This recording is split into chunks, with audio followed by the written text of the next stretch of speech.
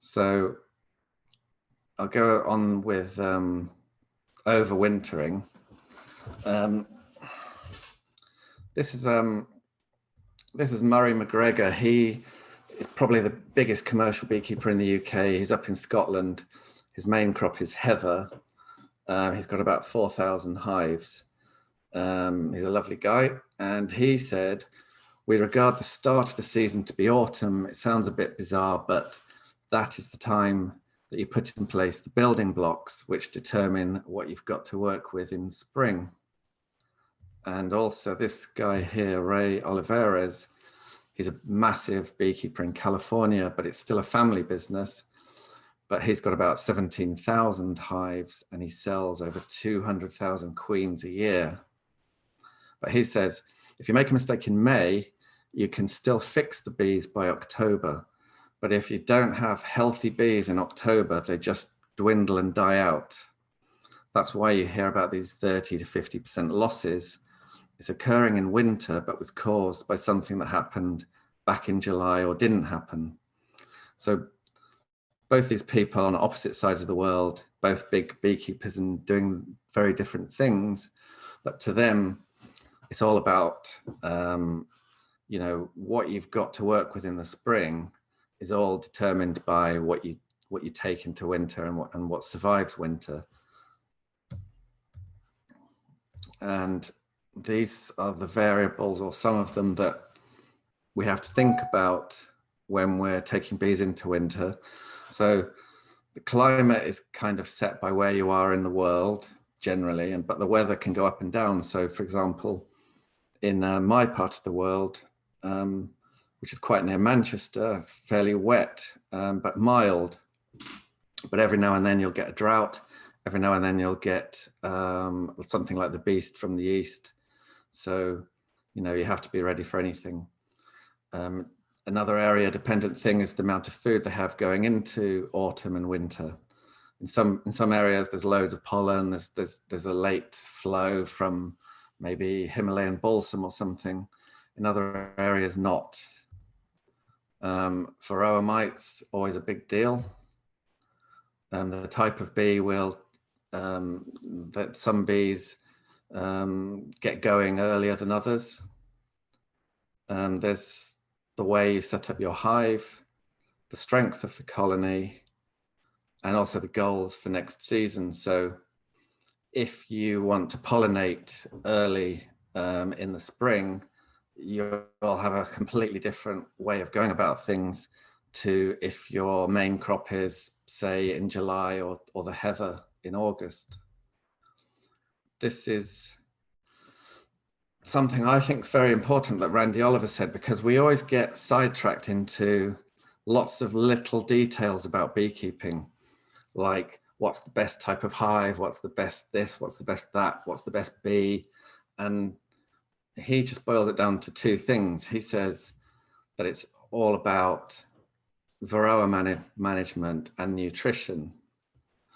He says that if you deal with those two things, that's 90% of your problems dealt with. And that graphic there shows shows what happens with varroa. The queen lays an egg, it turns into a larva and it's fed by workers. Just before the cell is sealed, a female mite goes in there and then they seal it, and then she's sucking away on the larva and then the pupa and then the bee, and reproducing under that capping. And so that when the adult emerges, there's more mites and on it goes. And the things Randy Oliver is actually, he doesn't use synthetic miticides, he just uses organic acids, oxalic acid and formic acid and thymol. And he's doing a big breeding program to try and create varroa resistant bees. But for the colonies that aren't doing it, for the colonies that are suffering and they've got high mite loads, he will treat them. So he's not just letting them die, but he's trying to identify the ones that don't need treating and then breeding from them. Climate linked to your location. This is Mike Palmer. what completely irrelevant to us here in the UK, but it's just how different people do things. He wraps his hives in tar paper, kind of roofing felt, and the idea of that is that it's dark and it absorbs the sunshine. So when the sun does come out, that may warm the hive up and give the bees a chance for a cleansing flight, because they're stuck in the hive for 4 months and quite a lot of poo is building up in the bees over that time, and it's one of the things that can make them suffer in the winter. And so anything that he can do to increase the chance of a cleansing flight, he'll do. So he also has upper entrances because the lower entrance gets blocked by snow. But Richard Noel in France, he hardly has a brood break. He has mild winters. It's not an issue. You don't need to do all this stuff. And that's the same for you, I imagine. California is more like the Mediterranean. So basically you have to keep bees according to the conditions. And also it's not all about the calendar. I'm sure many of you will have noticed that it seems to me that climate change is happening. The spring seems to be warmer, the winter seems to be milder, but then every now and then you get a bad one. But so this is what I think a bee needs, a beehive. They need a home, which is a shelter from wind, rain, and predators. They need a good queen. Healthy winter bees, because as we said before, if they're not, then you're going to have big losses over the winter, and they're just going to struggle in the spring. Plenty of stores of the right type in the right place. And so when I say the right type, that's an area thing in some ways, because if the bees are going to be confined for a long time in a cold climate, then you don't necessarily want them to be gorging on, say, heather honey, which has got high solids in it, because that will make the waste matter build up in the bees quicker. Whereas if you're in an area probably like the UK, where they can always go out and have a cleansing flight, then there wouldn't be a problem with that. But many commercial beekeepers just feed syrup. The bees need low varroa and low disease, obviously. So, but beekeepers, we want what the bees want, but there's the timing thing, which is what we want is lots of bees when there's a flow on or when we're pollinating, and we want them to have low consumption of stores during the winter and during a dearth. And the difference between these two things is basically your honey crop. So if you have loads of bees when there's loads of nectar coming in, and then they don't consume their stores when there's no nectar coming in, then you've got a bigger crop. We also want bees that are calm and easy to work, or I do, and low swarming, mostly. That's what I want. Now the bees don't care in the slightest about these two. In fact, it's probably not natural. The most natural thing in the world is you lift the top off a hive, and they attack you, because why wouldn't they? I mean, it seems like a natural defensive mechanism, but you can, through selective breeding, get calmer bees and get less stingy bees, and the same with swarming. And turns out that a good queen basically ticks all those boxes. And in many ways, the way I decide whether a queen is a good one or not is I look at the colony, and if it's low swarming, calm, and you get a decent honey crop, then hey, that's a good queen. And healthy winter bees is primarily those two things, keeping the varroa low at the right time, and the disease. And we can help the bees with that, because varroa isn't something that the bees have been used to over their evolution. It's a new parasite that we humans have kind of lumbered them with. and many of them aren't able to cope with that. So that's kind of our job, really. This is a graph. So the light orange curve is the number of adult bees, the number of bees in the hive over time. So it's kind of only about 10, 12,000 in the winter, rising to 50 odd thousand in the summer. And the darker orange is the brood. So obviously the brood ramps up in the spring, it peaks, in my case, around about early June. And there's this this lot of brood here is what makes the winter bees. Winter bees completely different. Summer bees, they only live about 6 weeks, and their main job once they're foraging is to bring in pollen and nectar. Whereas the winter bees are not really going to be flying much. They're going to be sat in the hive, and they are a big reservoir of nutrients that they store in their body. They actually weigh more. They've got these things called fat bodies, and that's the thing that will get them through winter, and they'll give over that resource in the spring to get the new colony going. And that's the time here where you want your Varroa low, because if those brood is riddled with mites, they're not going to do so well. They're going to dwindle and die over the winter or in the spring. But the problem is some Varroa treatments put the queens off laying. Most treatments need the supers off, and some people have still got their supers on here. And also feeding pollen supplements is something that some people do, but in actual fact, you don't really want to do that. And that's fine in the spring to get them going early. But I was reading research. In fact, there's an article in American Bee Journal this month talking about how if you keep feeding them pollen going into autumn, all you're doing is making the queen keep on raising brood, but that brood tends to be summer bees rather than winter bees. So you're not really helping them.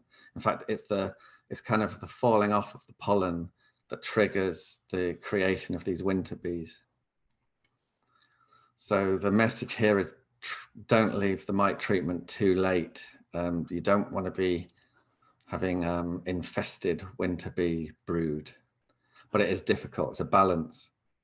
And Randy Oliver's got a website, Scientific Beekeeping, and he's got a spreadsheet. I don't know if people are into spreadsheets, but you can download a spreadsheet. It's similar to the one on the screen, but what you can do is put in treatments at different times and see how it affects the mite levels. And I know it's only a model, but it's based on science, and it can help you plan out the following year. You know, it's and monitoring for mites is obviously important. So hives, a lot of people get excited about hives, but I'm fairly sure the bees don't care. Both polystyrene and timber are successfully used. With wooden hives, many people put some sort of insulation at the top.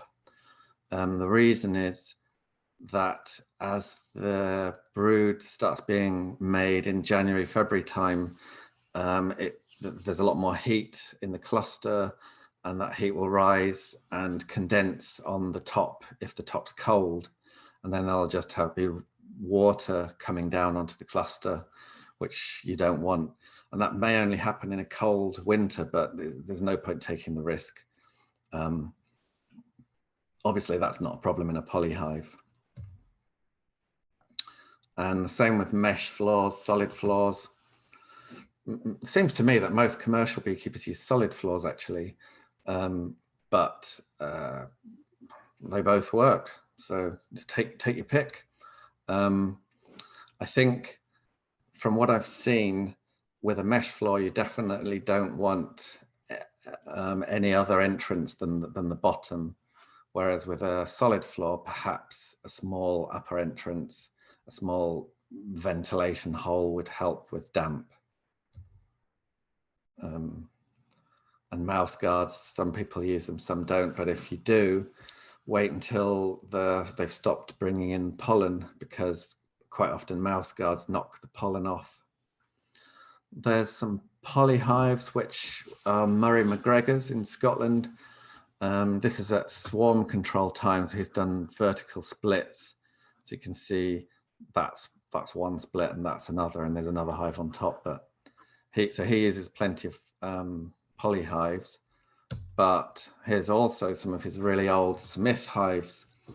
They're about 50 years old and they're still in service. And I think it's interesting to see the patches of melt. This is all frosty, and then around each pallet of bees, it's melting. So some heat, there's obviously heat coming off those hives. If you have more ventilation, then the hive will be drier, but it's cooler, they'll eat more. And it's the damp that kills bees, not cold. And loads of experiments have been done with bees in refrigerators, and as long as they've got honey, they'll live. But if you start dripping water on them, they won't last long. Strong colonies do much better than weak. They can keep warm better, and they're closer to the food stores. A small colony is not really worth taking into winter. And they need to be cozy. You need a box of bees in the autumn. If you've got half a box of bees, put them in a nuke, because they'd rather be cozy. And the expressions I've heard for how much stores they need in the winter, I mean, obviously it depends on your area, what the weight should be, but most people say heavy like lead or like a box of rocks. So basically you go to lift the side of the hive up by the handle, and you just can't. It's just glued to the floor. That means you've got plenty of stores. But I mean, I'm told that for my area, about 20 kilos of stores is correct. And obviously, if you've got supers on, take the queen excluder out. Murray McGregor here, what he does, he feeds them with these rapid feeders, these polystyrene feeders, even though it's a wooden hive. So he uses poly feeders everywhere. In about October time, that's full up with 2-to-1 syrup. They take it down very quickly, but he leaves it on throughout the winter because he's giving them some upper insulation. This is Peter Little in Exmoor in Somerset, which he takes quite a few hives like this through the winter. So this bottom part is a normal beehive. You've got a brood box with a super. Then he's got a cover board and an eek, so he can feed fondant. But then he's got another board here, which is the roof for the lower hive and the floor for this little hive on the top. And that's a quad box, which is a super that's split 4 ways. So there's actually 4 queens in here. At each corner has got about 4 tiny little half super frames in and a queen. And they've all got their own little entrance. And then he puts wood shavings on as insulation because he makes hives and he's got a ton of wood shavings. But also on the roof itself, you can see Celotex insulation in the roof there. But the warmth from this colony here is helping the queens up here survive. He ends up with over 100 queens early in the spring that are just ready to roll. They're mated and they've got through winter, and that he doesn't have to buy in queens. So anyway, quick summary. Replace old or poor queens, check for disease, check mite levels, and treat before the winter bees are made. Small colonies that are disease-free should be combined with a larger colony rather than try and take a small colony through the winter. Keep them cozy. Feed syrup as needed. I use the inverted syrup, but not normal syrup's fine. And oxalic acid is something I do in December, early to mid-December. They start brooding in January, and the less brood there is, the more effective oxalic acid will be. And that's the thing I use, which is called a Sublimox. It's a vaping thing, but to use that you need I've got a gas mask actually, and gloves and all sorts, because you don't want to be inhaling that stuff. Some people do trickling. It's cheap and easy and quick. Some reports suggest that it's a little bit more, it kills brood and maybe kills the odd queen, but I don't know. I don't think it makes that much difference, but I do think it's worth treating when they're broodless.